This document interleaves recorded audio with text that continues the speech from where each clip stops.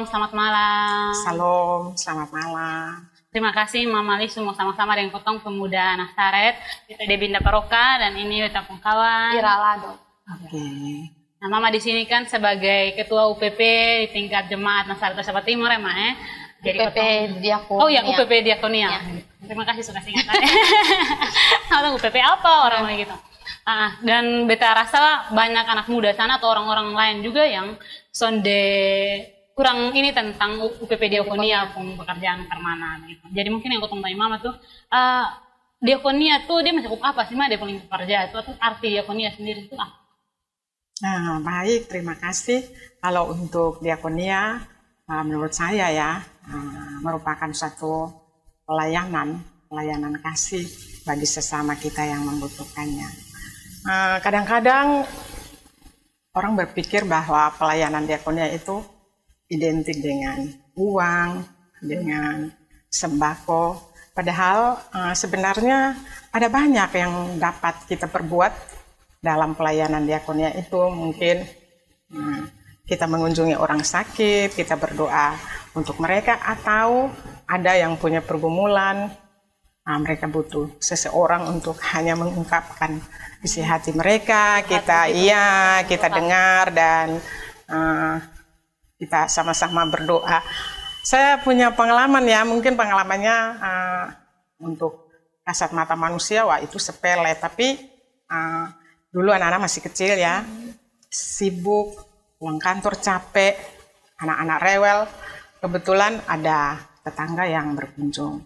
Dan dia bilang, Mama sudah biar Subeta nanti yang jaga anak-anak, biar Mama bisa istirahat sebentar. Dan iya memang dia jaga beberapa saat. Aduh, itu saya sampai sekarang terus ingat, itu sangat-sangat luar biasa. Akhirnya saya berpikir bahwa Diakonia itu bukan hanya identik dengan uang, dengan sembako. Iya, untuk orang duda janda ya tentu bukan hanya. Iya, tapi mungkin seperti kita juga butuh Diakonia, tapi dalam hal yang berbeda, mungkin waktu, jasa. Itu menurut saya. Siap. Nah, kalau nih di Jemaat Nasaret sendiri, Ma, kalau Mama sudah menjabat dari UPP, Ketua UPP Diakonia berapa kali? Belum lama, baru tahun 2017 menjelang 4 tahun. Tahun ini 4 tahun. 4 tahun. Iya. Dan itu memang Ketua UPP Diakonia, Ma, dari awal 2017. Iya, kebetulan dipercayakan sebagai Ketua UPP Diakonia, dan kami dibantu oleh ada Mama Ellen sebagai Wakil Ketua, Mama Dun sebagai Bendahara, dan juga ada teman-teman. Kita ambil dari masing-masing korwil, maksudnya untuk kalau kita butuh data di korwil itu ada orang. Ya. Nah, kalau yang Mama lihat sendiri dari penerima Diakonia di Nasaret ini ada berapa banyak? Secara ini berapa kakak ya? Ribuan kakak. 1000 tadi. Iya.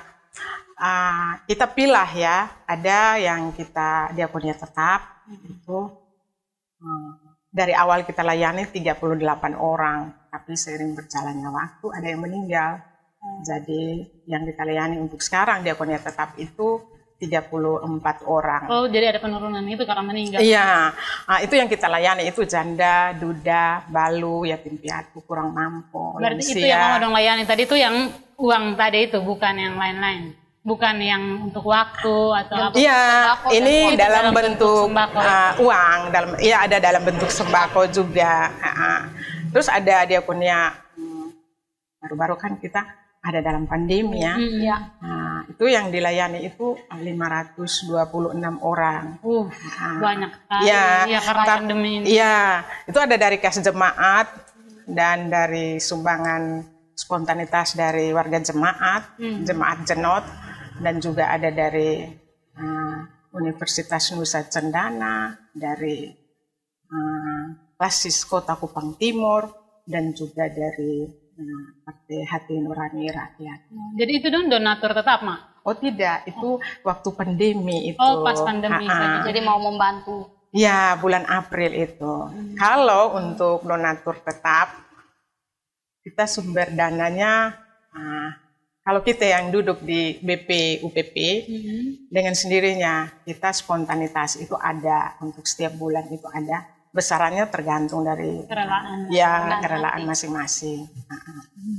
Iya ya, supaya orang juga lihat memang ada bunyi juga gitu UPP Muda, UPP Diakonia. Maksudnya ini ada. kita menunjuk jalan duluan. Jadi orang lain mau memberi. Memberikan contoh gitu. Jadi selama 4 tahun nih Mak, ada penurunan, ada naik atau setiap tahunnya turun jumlah penerima? Setiap tahun naik. Oh, ada. Yang kemarin tuh awal kita melayaninya 20 lebih dan sudah ada. Kemarin tuh turun karena ada yang meninggal. Karena meninggal saja berarti, bukan karena dia punya ekonomi mulai membaik begitu. Sebenarnya kalau kita mau melihat itu banyak sih yang harus kita layani, tapi kita keterbatasan dengan dana. Tapi kita bersyukur karena untuk tahun ini dari Kas Jenot mereka melayaninya 10 orang, sehingga kami dari UPP melayaninya 25. Memang pasti ada yang berpikir, kalau begitu dananya sudah bisa kita masukkan lagi orang-orang yang lain. Itu memang sih ada, tapi masih mungkin ke depan. Yang sekarang ini kita menaikkan, misalnya yang tadinya 1 bulan itu dapat Rp1, kita mungkin menaikkannya jadi Rp2 karena sudah ditalangin 10 orang ini dari Kas Jenot. Nah, Mak, berarti ini apa? Kalau kriteria sendiri untuk orang dapat diakonia itu ya kita mengambil. Soalnya kalau kita lihat ini kan karena pandemi ini semakin banyak begitu Mama. Sampai 500-an bilang itu sebenarnya mungkin lebih banyak dari itu lagi. Itu kan Mama harus mulai pangkas sesuai dengan kriteria toh. Nah, kalau kriteria untuk dapat diakonia itu sendiri apa?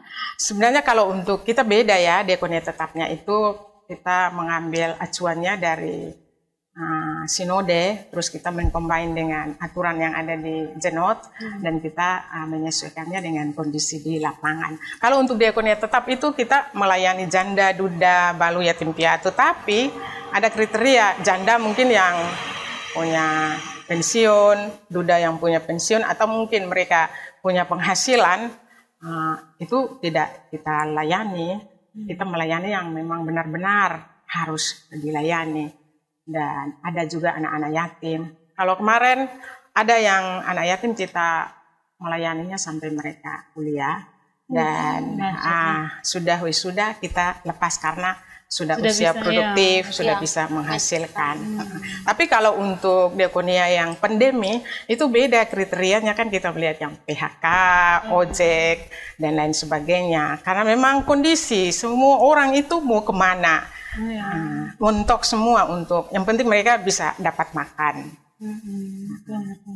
Soalnya kalau begini nih, dong hanya bisa berharap di desa, paling terdekat ya gereja. Iya. Pemerintah sekarang. Itu yang kelihatan kita layani di gereja ya, tapi di rayon-rayon juga ada mereka layani, dan memang kami dari diakonia ingin tahu sejauh mana pelayanan yang ada di rayon, tapi mereka membatasi, katanya itu urusan rumah tangganya mereka. Di rayon gitu ya. UPP jangan campur. Sebenarnya kita tidak campur. Iya, harusnya kan mau lihat jangan sampai tapi kita percaya Nasaret sama begitu. Jangan sampai ada yang bilang, aduh ini Ira nih punya nih sepupu, jadi dia harus kasih gitu. Soalnya ada gitu Maya.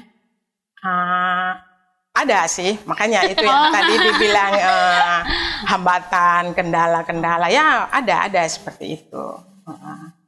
Jadi kalau ini donatur tetap ini Mak, jadi biasanya dalam bentuk uang saja yang dikasih. Tidak pernah dalam bentuk sembako, dan subeli memang sembako untuk dikasih di UPP, atau dalam bentuk uang setiap kali dikasih. Kalau untuk diakonia tetap, kita melayaninya dalam bentuk uang. Memang ada sembako, tapi sembakonya itu biasanya kita layani Oktober berupa beras. Beras itu kita dapat dari natura jemaat yang dibawa ke gereja. Nah, tapi tahun ini mungkin itu tidak direalisasi karena kemarin kan hujan, jadi pemasukan itu untuk ada sih, tapi sedikit, tidak mencukupi untuk kita ambil. Nah, kalau donatur tetap di Nasaret sendiri ada berapa orang? Jangan sampai nanti habis ini Ira mau jadi donatur tetap. Untuk donatur tetap ada 42 orang. Banyak. Ya. Dari semua kalangan. Ada mahasiswa Mak yang pernah jadi donatur tetap? Kalau mahasiswa tidak, tapi kalau yang bujangan ada. Oh, bujangan ya, ada. Ya. Cara kita mendapat donatur tetap itu kita mengedarkan formulir sumbangan diakonia ke semua. Di situ ada dicantumkan bagaimana cara untuk menyampaikannya dan juga ada nomor-nomor handphone yang bisa dihubungi. Tapi Mak, apakah di situ tuh ada tulis, dia takutnya sebenarnya kan jemaat Nokart ini banyak, mungkin ada yang punya kelebihan begitu toh. Tapi don takut ada dia punya nilai paten begitu. Iya. Harus mungkin bunyinya 500.000 begitu. Nah, jadi orang mulai takut untuk gitu. memberi atau menjadi donatur. Gitu. Formulir yang kita edarkan itu tidak ada nilai patennya berapa. Jadi sebesar atau sekecil apapun yang dapat para donatur perbuat itu sangat luar biasa, sangat berarti bagi yang menerimanya. Jadi untuk kita harus paten, sumbangnya harus sekian-sekian itu tidak, ya bervariasi tergantung dari kerelaan para donatur. Tapi kalau nih dari Mama menjabat dari 2017 sampai sekarang nih, kira-kira kendala paling besar yang Mama dong hadapi, apalagi Mama sebagai ketua UPT itu apa? Nah itu kendala yang tadi katanya ada yang mungkin ini beta pun saudara, beta harus ini. Sebenarnya kalau untuk diakonia tetap kita bisa menjangkau karena sedikit ya, dan terus pelayanannya juga kita turun langsung lapangan, maksudnya untuk kita melihat secara dekat, oh benar dia layak untuk mendapat diakonia tetap. Tapi kalau untuk diakonia yang Natal, kita juga ada diakonia Natal ya. Setiap tahun. Iya, itu 265 orang. Untuk menjangkau 36 rayon ini agak susah. Nah, perpanjangan tangan itu kami minta bantuan dari majelis setempat. Nah, ini yang kita kendala itu kemarin yang kita temui ketika bagi dalam satu rumah tangga itu, walaupun ada berapa orang, kita cuma ambil satu orang. Sebenarnya maunya semua, tapi kondisi keuangan yang tidak mencukupi. Dan ketika kami bagi loh, ini bapak anak kok dapat, kenapa dapat?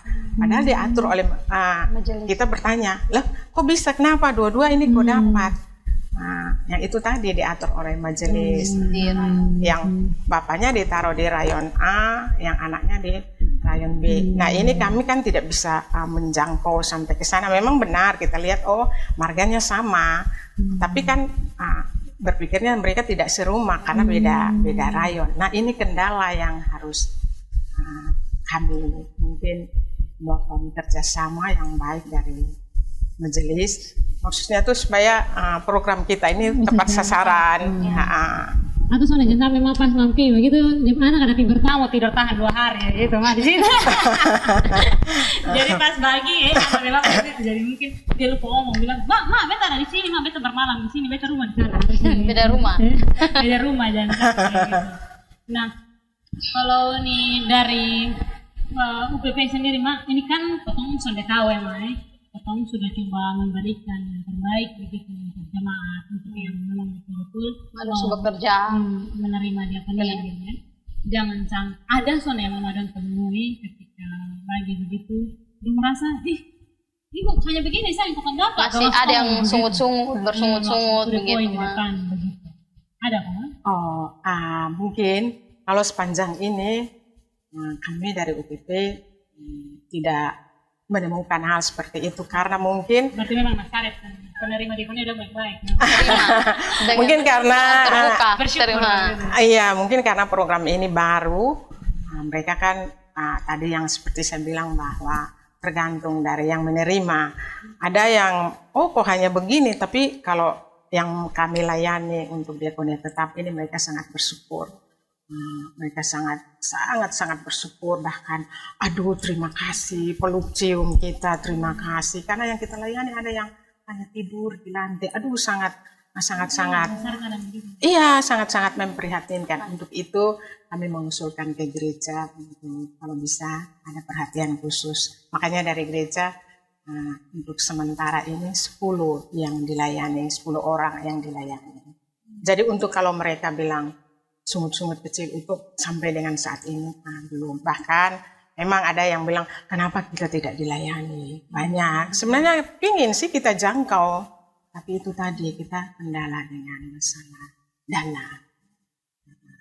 Mak, terus mau tanya Mak, kalau apakah UPP Diakonia ada program selain pembagian ini uang atau sembako, atau ada program Diakonia apa begitu, atau kayak bagi bedah rumah, kayak kalau Mak lihat kepi jemaat yang penerima diakonianya dia kurang layak, sangat-sangat kurang layak untuk tinggal di rumahnya, ada diskusi untuk mau bedah rumah atau apa dalam bentuk diakonia lain selain uang atau sembako begitu Mak? Pernah ada diskusi dengan Mama punya teman-teman di UPP begitu? Untuk program bedah rumah itu kami punya program, tapi maunya dijalankan sekarang, tapi karena pandemi ini jadi dialokasikan iya yang lain terus, tapi satu program yang mungkin akan kami perjuangkan itu dia punya bagi anak-anak yang mau lanjut kuliah, yang mau lanjut kuliah itu masih kami data ya, mungkin kita bertahap ya. Mungkin kita ambil iya, jadi mungkin kita bertahap, kita ambil 1 atau 2 dulu, kita melihat dulu ekonominya, jadi kita apa yang harus kita bagikan. Mungkin kita membayar dulu uang kuliahnya atau bagaimana. Kita bertahap, mungkin nanti 2 dulu, terus yang berikut kita tambah lagi 2, menyesuaikan dengan kondisi kita. Berarti ada program selain uni sembako biasa, ada program yang Mak? Iya, ada. Jadi selama di Mak menjabat, semua kerjasama dengan baik, Mak punya teman-teman? Kami sangat bersatu. Kita juga rapat tidak seperti biasa, rapat harus berjam-jam, tidak. Paling rapat 10 menit, 15 menit, yang inti saja. Kita sudah, kadang-kadang rapat, apalagi di akhir tahun anggaran, saya lupa bahwa ini deadline waktu di kantor. Kebetulan juga agak sibuk ya kalau tutup tahun anggaran, sementara sudah keluar undangan. Dari kantor kita datang rapat dulu, terus nanti balik kantor lagi, lanjutkan kerja, itu malam. Tapi gimana ya, ada rasa kepuasan tersendiri. Oh iya, kita mau tanya Mak, kalau tadi Kak Ira tanya soal ada sonde yang ini adong bersyukur begitu dong dapat diakonia, tapi ada sonde yang menurut Mama kayak kau tahu ya seorang ini dong punya harga diri begitu, Mak, kalau pas Mama dong bawa diakonia begitu dong bilang, dong pikir kau terlalu miskin, kau datang kasih ini, ada yang menolak begitu, kok Mama atau sonde atau semua bersyukur? Kalau untuk diakonia tetap tidak, tapi kalau diakonia Natal ya ada. Ya itu yang tadi kita bilang, di mana peran majelis yang ada di rayon. Mungkin mereka merasa tidak pantas untuk mereka datang ambil. Itu kami antar ke rumahnya karena memang namanya sudah masuk. Yang itu yang akhirnya kita bilang tidak tepat sasaran, karena orang yang rumah batu besar, anak-anak juga kerja, tapi karena dibilang janda dikasih. Jadi belum mikir kan diakonia itu untuk janda, budaya yatim piatu. Tapi sebenarnya di surat yang kita kasih ke masing-masing rayon, kita sudah cantumkan kriterianya. Jadi majelis pilih sesuai dengan kriteria. Iya, kami mengharapkan seperti itu, tapi yang kami temui di lapangan itu beda sih daripada yang kami harapkan. Kembali tadi bilang kan Mama dan takut UPP itu sonde sampai di rayon karena takut mengurus rumah tangga di rayon macam-macam kan, dok anggaplah itu udah rumah tangga begitu Maya, santai-santai. Itu untuk yang diakonia rayon masing-masing. Tapi kalau untuk diakonia Natal ini kita mau turun untuk 36 rayon itu juga. Satu rayon pasti agak banyak. Ya, tapi kalau untuk diakonia tetap kita turun lokasi, kita lihat dan memang sungguh-sungguh sangat memprihatinkan. Kalau saya secara pribadi saya bersyukur ada di diakonia ya. Ada orang-orang yang seperti ini. Yang kita harus bersyukur bahwa Tuhan terima kasih bahwa kita masih diberikan anugerah kekuatan, kesehatan seperti ini. Kita jangan berpikir masalah uang ya. Kalau kita sehat begini saja itu sangat bersyukur daripada yang kita layani itu mereka hanya orang bilang raruso, saya ditahan tidur, saya ditahan kesian, sangat memprihatinkan. Makanya yang saya bilang kadang Kalau diakonia orang berpikir identik dengan uang, dengan sembako, tapi sebenarnya waktu. Nah, itu lebih menyentuh. Punya perhatian dengan sesama. Iya, iya. Nah, Mak, kembali kalau kotong bahas soal yang diakonia tadi, kalau selain yang tadi untuk janda duda yatim piatu tuh Mak, ada soalnya kalau diakonia begitu untuk kalau punya ada teman-teman kantor Mak, dia punya dong cuma jadi beta tanya nih kalau nih Pak di sana diakonia apa? Ada bilang ada juga dong diakonia untuk orang melahirkan. Itu ada jadi nasaret. Itu kalau untuk melahirkan mungkin biasanya kita pelayanan itu langsung dari gereja ya. Kalau melahirkan orang sakit, dan itu memang musibah, itu memang dari gereja. Iya, langsung. dan itu budgetnya sudah ada dan ditetapkan lewat keputusan rapat NJH. Itu sudah ditetapkan. Jadi ini masuk dalam diakonia. Supaya memang UPP fokus betul-betul untuk yang. Iya. Jadi untuk melahirkan, untuk kedukaan ada itu, tapi langsung ditalangin dari kas jemaat. Nah ini kalau Mama sendiri harapan potong hampir 20-an menit nih, Mama tuh sudah 20 menit terasa, sudah 21 menit. Kalau dari Mama sendiri harapannya Mama untuk jemaat Nazaretus Pasifik Timur sendiri, harapan sebagai UPP diakonia. Baik, terima kasih. Mungkin pada kesempatan ini kami juga secara pribadi juga atas nama UPP Diakonia mau bilang terima kasih banyak untuk Bapak Mama, para donatur yang dengan kerelaan, dengan ketulusan hati mau berbagi, mau melihat saudara-saudara kami. Itu sangat mahal dan kami tahu bahwa Tuhan Yesus memperhitungkan semuanya itu. Yang kedua, harapan kami untuk teman-teman majelis, kalau bisa ke depannya itu data yang mereka masukkan ke kita itu data yang tepat waktu dan yang akurat, sehingga program kita itu tepat sasaran. Kenapa saya bilang tepat waktu? Desember tahun kemarin kita kan sudah edarkan untuk deadline pemasukan nama-nama penerima diakonia, tapi ada yang malam besoknya mau bagi, malam ini kita sudah isi-isi amplop. Malam jam 12 mereka baru bawa nama mereka untuk akhirnya kita bongkar lagi. Tidak dilayani juga, aduh kesian. Jadi mungkin kami sangat mengharapkan dari teman-teman majelis untuk kita proaktif sehingga program kita ini dapat tepat sasaran. Dan yang berikut bagi Bapak Mama, jemaat Nazaret ataupun jemaat luar yang mungkin sempat nonton podcast ini, terima kasih untuk pemuda Jenot, pemuda berpengharapan yang sudah dengan giatnya dapat membuat program ini. Bagi Bapak Mama semua yang nonton, mungkin tergerak hatinya, dapat mau memberikan donatur bagi saudara-saudara kita. Kami sangat berterima kasih. Terima kasih juga kemarin itu ada dari luar jemaat, dari SPBU Filsafat Kilo 10 ini, mereka akhir tahun itu datang. Jadi kesempatan ini juga kami berterima kasih. Harapan kami mungkin tahun ini ada lagi. Dengan ada di podcast, semoga ada donatur baru lagi yang mau memberikan. Amin. Bisa membantu saudara-saudara yang mungkin ekonominya masih lemah gitu karena pandemi ini juga, Jadi terima kasih juga untuk pemuda Jenot yang berpengharapan.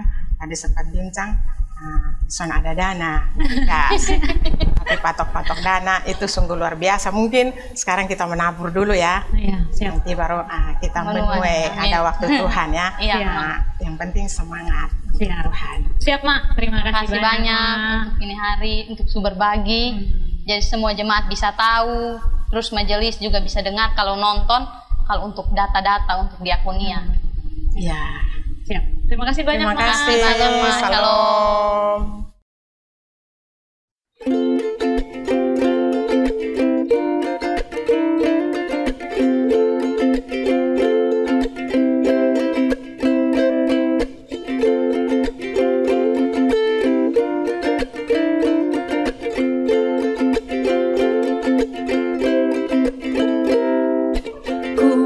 Berjalan dengan juru selamatku di lembah berbunga.